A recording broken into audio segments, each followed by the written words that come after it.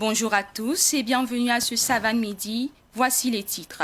Yacouba Ilboudo est un éleveur de poulets locaux. Depuis 30 ans, cette activité lui permet de subvenir à ses besoins ainsi que ceux de sa famille.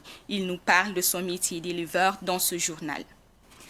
La ville de Djibo, dans le Sahel, lance l'alerte. Ses ressortissants, dans une déclaration, attirent l'attention.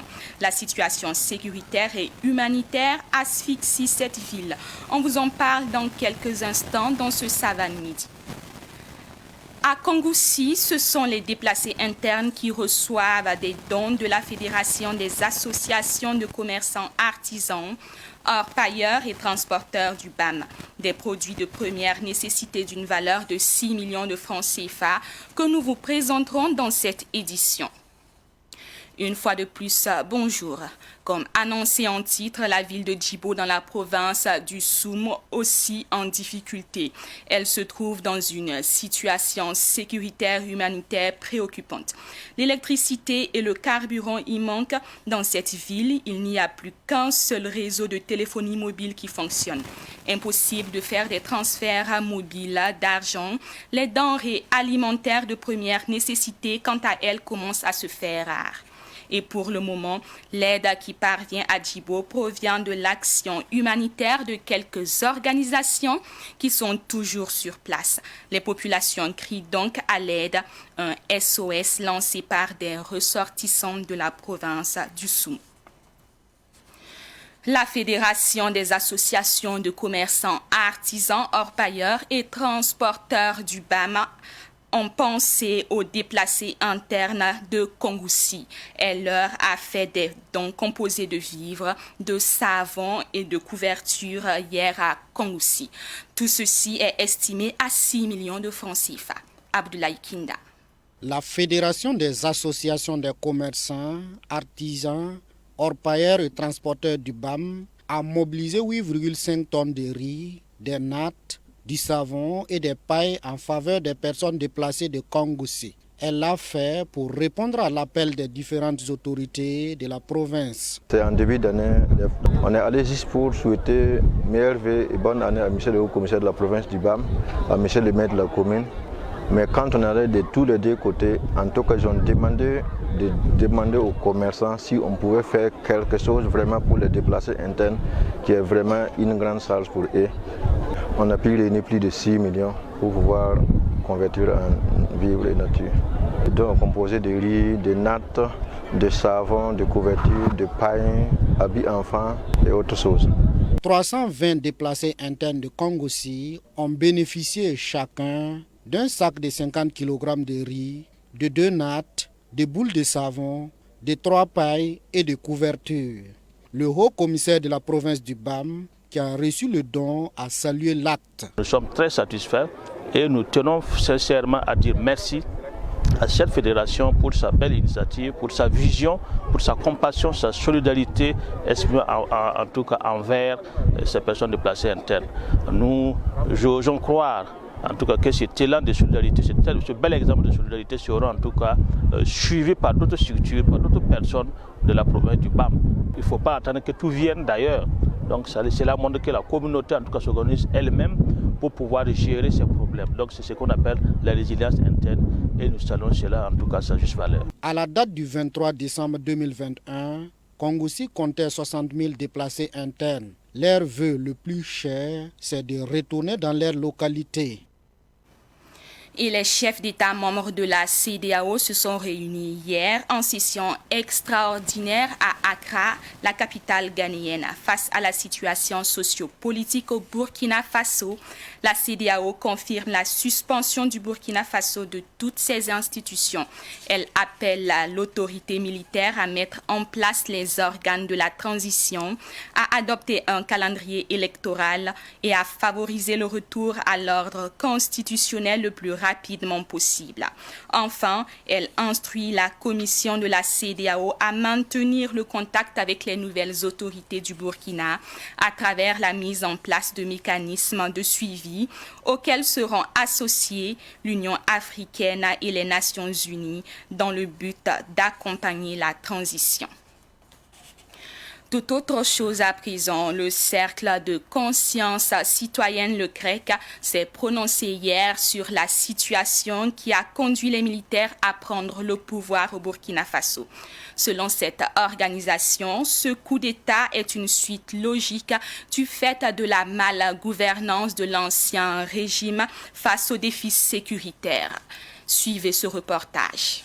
Le cercle de réflexion pour l'éveil de la conscience citoyenne CREC salue l'avènement du mouvement patriotique pour la sauvegarde et la restauration MPSR. Pour cette OSC, il était nécessaire d'instaurer un ordre nouveau afin que la paix et l'unité reviennent au Burkina Faso. Nous estimons que les militaires, une fois de plus, s'ils sont intervenus dans la gestion du pouvoir, cela est dû à la mauvaise gouvernance et à l'incompétence vis-à-vis des défis sécuritaires auxquels les Burkinabés font face, à l'exacerbation de la corruption et à sa généralisation à toutes les couches de la société, à la politisation de l'administration publique et à l'incapacité des politiciens à se mettre d'accord pour une résolution définitive des problèmes du moment.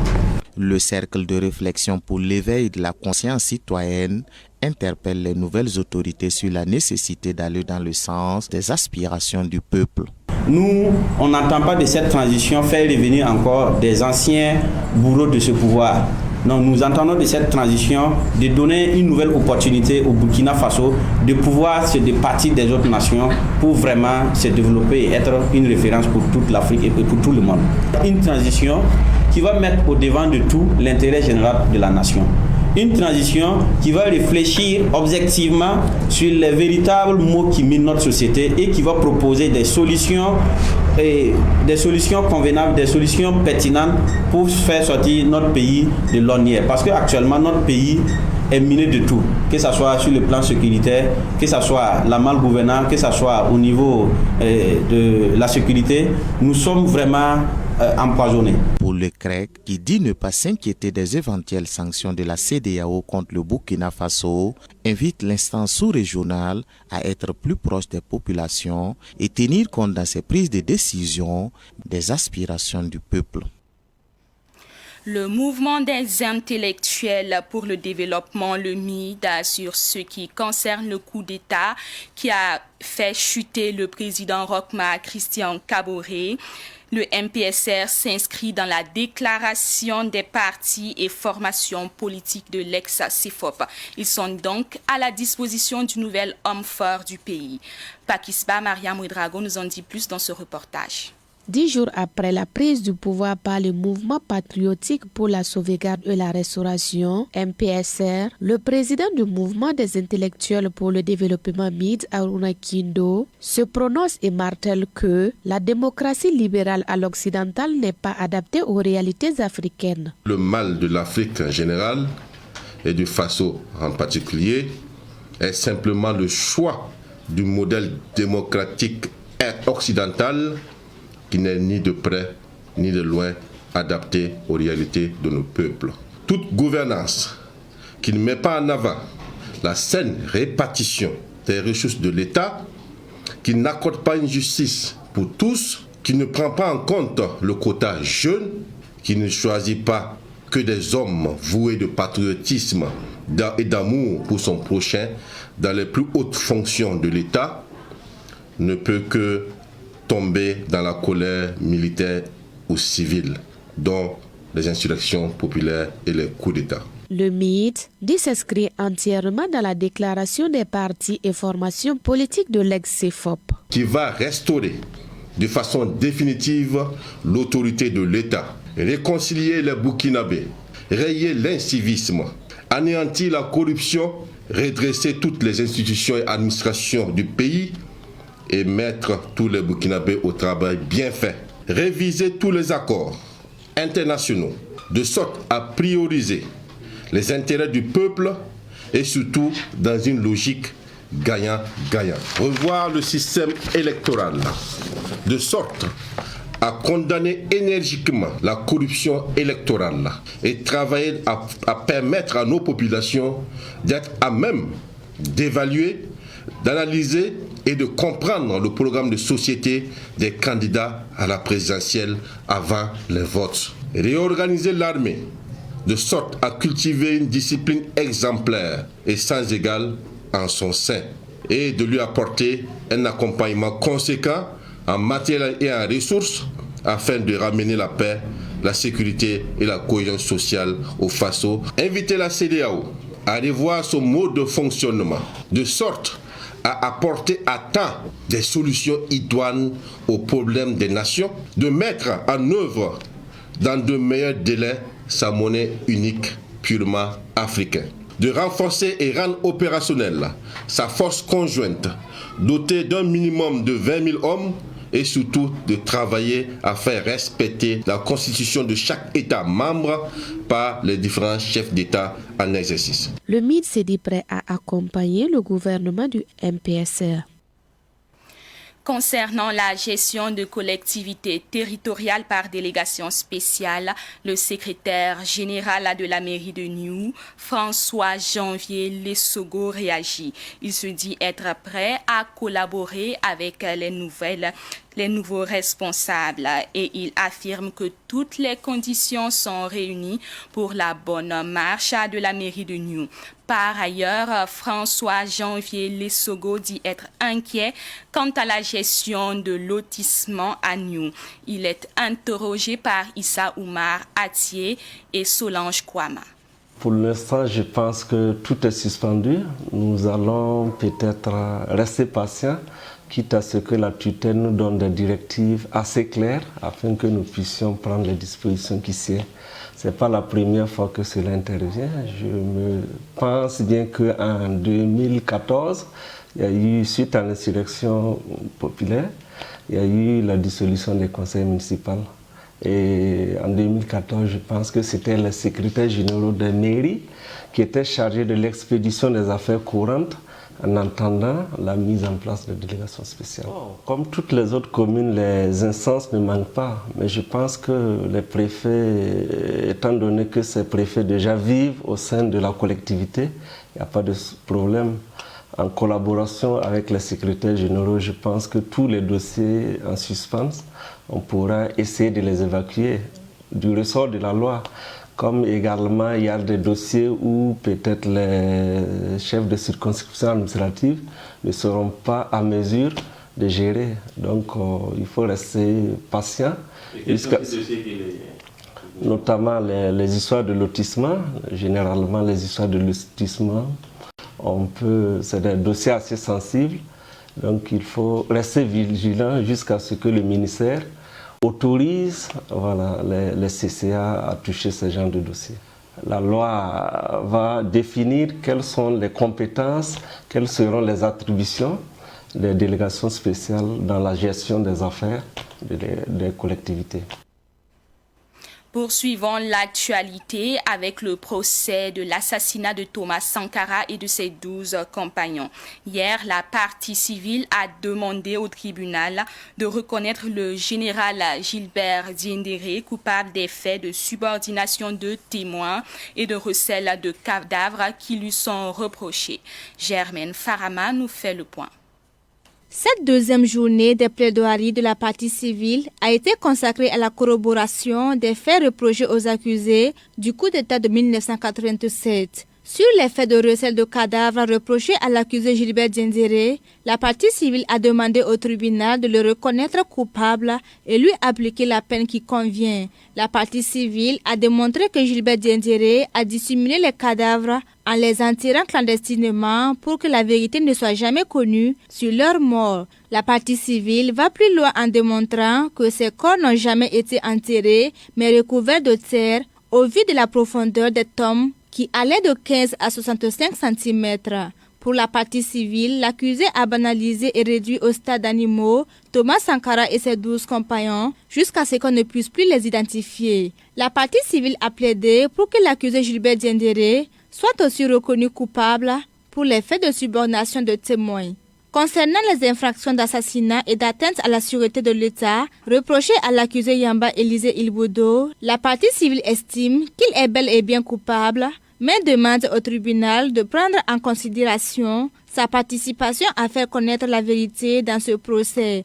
Pour la partie civile, l'accusé a fait des témoignages crédibles tout en se reconnaissant dans les faits du 15 octobre 1987 grâce à sa soif de dire la vérité. Elle pense que l'accusé doit être fier de lui-même pour son témoignage. À l'image de l'accusé Yamba Élisée Ilboudo, se trouve l'accusé Albert Belemilga, car pour la partie civile, c'est l'élément qui a permis aussi de savoir ce qui s'est passé à la Firmat le 15 octobre 1987. Revenant sur le cas de Jean-Pierre Palme, la partie civile lui reconnaît d'avoir été partie prenante du complot du coup d'État, ce qui se justifie avec ses nominations après le coup d'État. La partie civile a aussi démontré que l'accusé Bossobé Traoré ne faisait pas partie de la garde rapprochée de Thomas Sankara, contrairement à ce qu'il a fait croire au tribunal. Pour la partie civile, Bossobé Traoré est coupable des faits de complicité qui lui sont reprochés car il a participé aux réunions préparatoires du 15 octobre et a aussi permis la réussite du coup d'État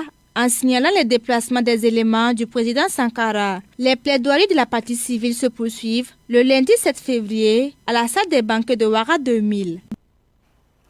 Parlons à présent d'élevage et c'est de l'élevage de poulets locaux qu'il s'agit. Nous sommes allés à la rencontre d'un éleveur de poulets locaux, Yacouba Ilboudo. Il en a fait son activité principale depuis 30 ans. Notre reporter ciblé Nankelsé est allé dans sa ferme dans la commune de Koubri. Suivez son compte-rendu. Yacouba Ilboudo est un éleveur de volailles atypiques. Du haut de ses 50 ans révolus, il élève traditionnellement les poulets africains depuis 30 ans maintenant.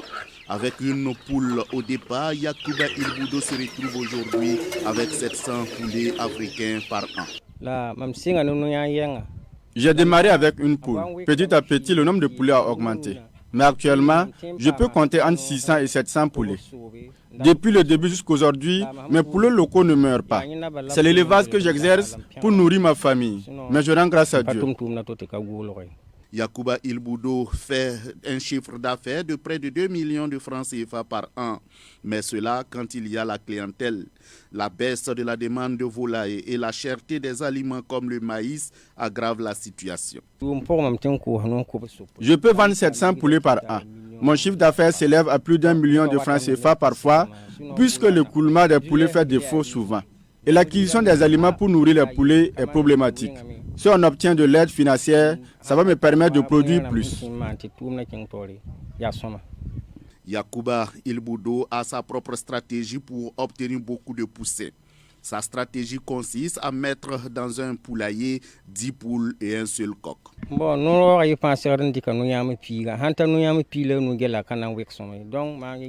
Je mets 10 poulets et un coq dans un poulailler, pas plus. Sinon, il n'y aura pas de bons œufs. Si les poulets pondent 15 œufs, les 14 vont éclore. Cela est dû à leur alimentation. Je leur donne ce que nous consommons comme céréales.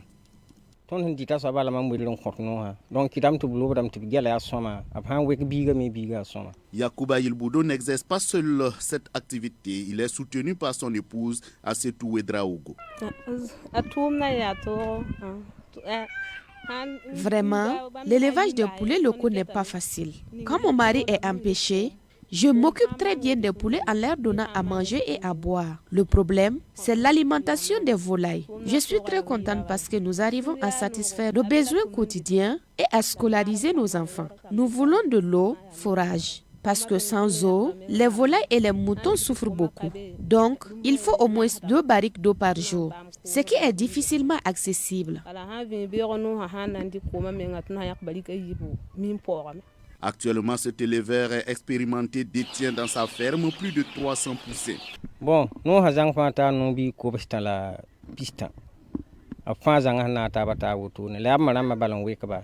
Yacouba Ilboudo dit avoir reçu la visite de partenaires venus d'Europe qui lui ont promis de l'aide, une aide qui tarde à arriver. Il invite les nouvelles autorités à soutenir financièrement les éleveurs de volailles, surtout les éleveurs de poulets africains. Je demande un accompagnement aux autorités. Vraiment, les gens veulent pratiquer l'élevage des volailles, mais les moyens font défaut. Par exemple, il faut construire des poulaillers avec des briques en dur. Là où se trouvent mes poussins, je peux mettre près de 10 000 poussins. Donc, Il faut soutenir les éleveurs avec de l'argent afin qu'ils puissent produire beaucoup de volailles locales. Et là, nous pourrons exporter les poulets africains. En plus de poulets africains, Yacouba Ilboudo élève des canards, des pintades et des moutons. Il a reçu la visite des sages du village de Timtenga venus l'encourager à persévérer dans son activité. Parmi eux, Lazare Ilboudo. Vraiment, nous apprécions positivement ce jeune dans son activité. Seulement ici à Timtenga, il y a un problème d'eau. Nous demandons du soutien et un accompagnement financier aux jeunes qui ont des projets personnels. Sinon, il fait du bon boulot. Mais nous prions Dieu afin qu'il lui apporte force, santé et abnégation dans ses activités. Le représentant du chef de Koubri, Nakomse Kompaoré, a invité les jeunes à emboîter les pas de Yacouba Ilboudo parce qu'il n'y a pas de sous-métier.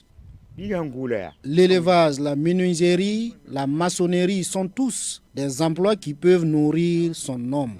Mais certains jeunes passent tout leur temps dans les kiosques sous prétexte qu'il n'y a pas de travail. Pourtant, la maraîchiculture et autres permettent d'avoir de l'argent pour subvenir aux besoins quotidiens. Si on obtient des forages grâce à l'activité de Yacouba, nous allons tous profiter. Pour ce faire, je demande aux jeunes de ne plus s'asseoir dans les kiosques, d'entreprendre, car il n'y a pas de saut métier. Yacouba Ilboudo, éleveur de poulets africains à Timtenga, depuis 30 ans compte partager ses expériences avec tous ceux qui s'intéressent à l'élevage de volailles.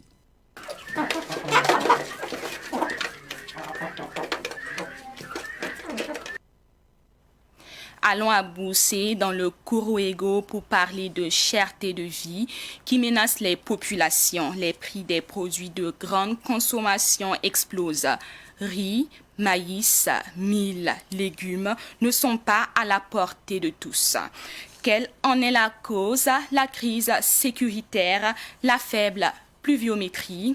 Issa Oumar Atié et Solange Kwama nous proposent des éléments de réponse dans Boussé, la cherté de la vie. Boussé, la population toujours en détresse face à la cherté de la vie. Où allons-nous? Voici la question que se pose la population de Boussé. Les prix des produits de grande consommation vont crescendo. Jeudi, jour de marché de Boussé. Rien ne marche chez les vendeurs de céréales parce que le sac de maïs de 100 kg n'est pas à la portée de tout le monde. 28 000 francs CFA. Pourtant, 4 mois avant, le sac se vendait à 24 000 francs CFA. Mais qu'est-ce qui explique cette hausse drastique des prix? Oumarou Nabaloum, un commerçant grossiste de céréales au centre du marché de Boussé, explique. À la fin de la campagne agricole, le mil coûtait 500 francs. Mais aujourd'hui, le plat est à 700 francs. Le maïs coûtait 600 francs et aujourd'hui, le plat est à 700 francs. L'augmentation a été rapide car l'année passée, les prix sont restés bas. Cette année, les prix ont augmenté tout juste après l'hivernage. Pourtant, les années passées, l'augmentation s'est faite en période d'hivernage. Aujourd'hui, le haricot coûte 1400 francs le plat, le mil 700 francs le plat, le maïs 700 francs le plat et le petit mil 850 francs le plat. Cette année, tout est cher, aucun produit n'est abordable, ce qui impacte les recettes des commerçants. Les clients n'ont pas assez d'argent pour s'approvisionner comme avant. L'augmentation des prix impacte beaucoup car les clients n'arrivent plus à s'approvisionner comme avant. Par exemple, ceux qui pouvaient acheter 10 plats se contentent de 8 plats avec la même somme d'argent.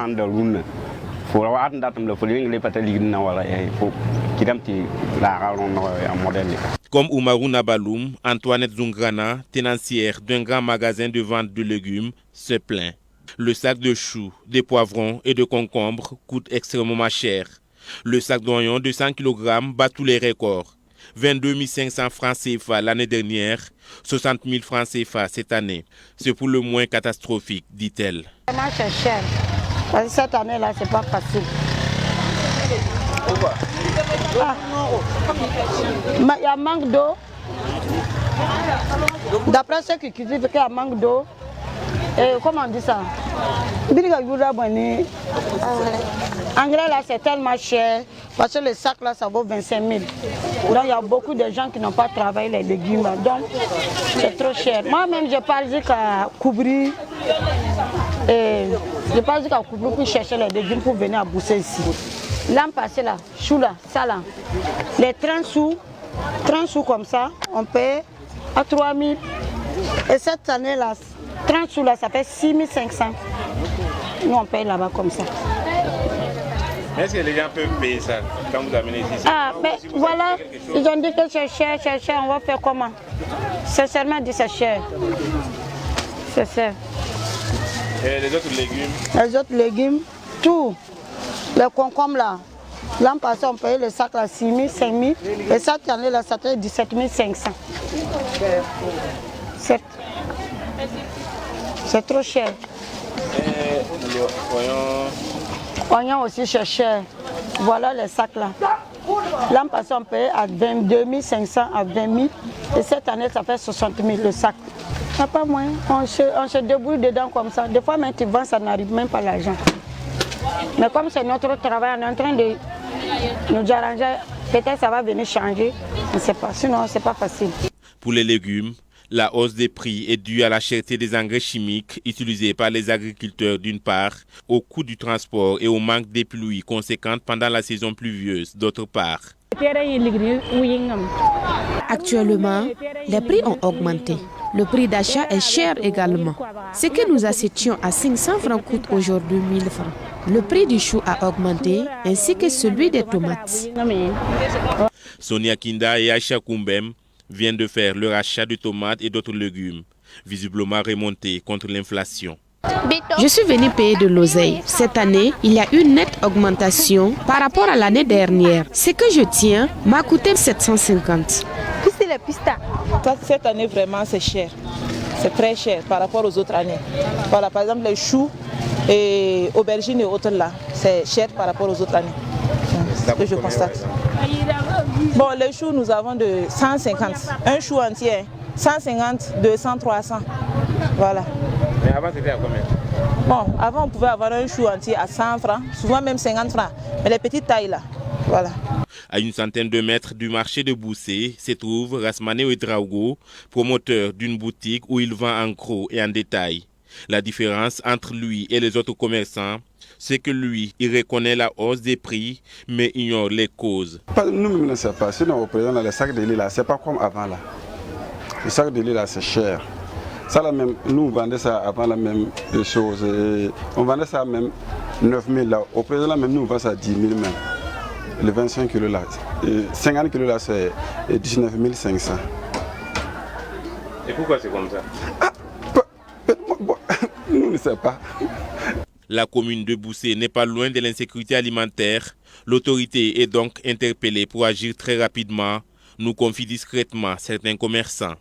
En attendant, ces ménagères ont fait des pieds et des mains pour assurer le repas de ce jour.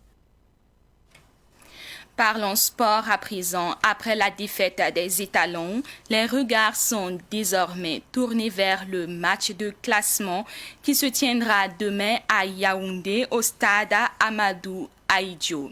Kamou Malo, le coach des étalons, affirme que ses poulains donneront le meilleur d'eux-mêmes afin d'obtenir la 3e place. Kamou Malo au micro de Ruben Wilson Kodjo à Yaoundé au Cameroun. Après une défaite, bien sûr qu'on a la gueule de bois. On nourrit quelques regrets sur le coup, mais quand on analyse froidement cette défaite, ce parcours, il y a des motifs de satisfaction quand même. C'est ce qu'il faut retenir. Il vaut mieux retenir ce qui est positif, ce qui est négatif, nous allons continuer à travailler pour simplement être à la hauteur des autres. Ce soir, nous tombons face à une belle équipe du Sénégal, rompu à la compétition, ça il faut aussi le reconnaître. Alors donc pour moi, je ne rougis pas pour le parcours que nous avons eu. Au contraire, je pense qu'il faut continuer sur cette lancée, surtout continuer de travailler et de nous mobiliser surtout. Et surtout que samedi, il y a une 3e place à aller chercher. nous allons essayer de nous remobiliser. Depuis la préparation, les difficultés que nous avons rencontrées liées à cette histoire sanitaire, le Covid, qui ne nous a pas permis de dérouler vraiment un véritable programme de préparation. Alors, ce que les garçons ont montré, je pense que ce soir nous perdons le match un peu parce que je pense que sur le plan physique nous avons péché un peu. Peut-être l'accumulation des matchs, c'est ce qu'il faut simplement retenir. Eh bien, c'est ainsi que prend fin ce Savane Midi. Ce fut un plaisir pour moi de vous le présenter. Bon Juma aux fidèles musulmans. Au revoir.